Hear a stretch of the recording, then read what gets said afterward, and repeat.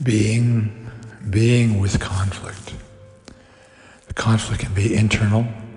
It could be between you and someone else, you and nature, you and a job, you and a task, you and a goal, or war between large groups of people. Conflict. Sometimes we can't look away due to fear or anger, or maybe even desire. But usually we do look away. Usually we pretend it's not happening. And that's understandable because we don't know what to do with it, especially if we don't have the power to end the conflict. Often we will try to make an identity in our support for one side in a conflict. Again, this can be internal or between two nations or two groups of people. We may make our identity out of our allegiance to one side or our opposition to the conflict itself. But the conflict is happening, and if you don't have the power to end the conflict, which is most of us, whether it's internal or external,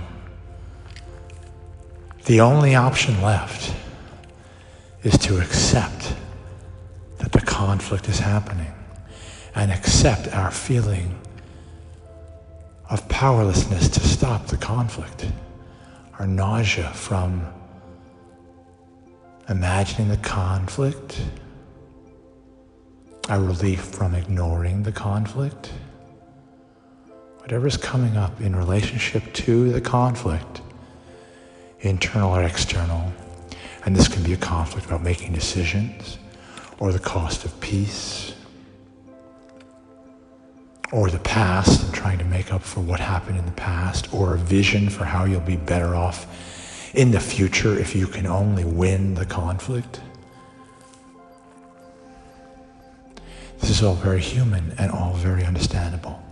And what we're doing is just holding space for everything that comes up in relationship to the conflict. The theory is, and there's no way to prove this unless some miracle happens, that if you can hold space for all sides in a conflict, divorce yourself from the past and the future, and just hold that emotion around the conflict, compassion for the sides of the conflict, then the conflict will dissolve. The conflict is, in theory, of course, we can't prove it unless there's a miracle, the conflict is a result of an attitude about conflict. If we think a conflict is going to get us what we want, we're going to engage in the conflict. If we're afraid a conflict won't get us what we want, then we'll deny or run away from a conflict.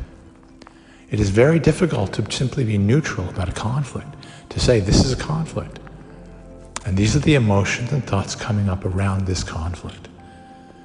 And we're doing this with beginner's mind, because otherwise we're going to get fixated or stuck in one view of the conflict or one side of the conflict, which is completely natural because the mind can gather tons of evidence as to why your side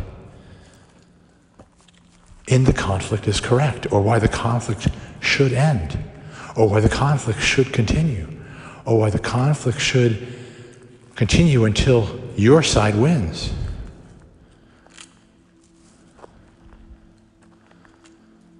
All completely natural. But what I'm talking about is going deeper than the conflict attitudes, or going what is above the conflict attitudes, the bird's eye view.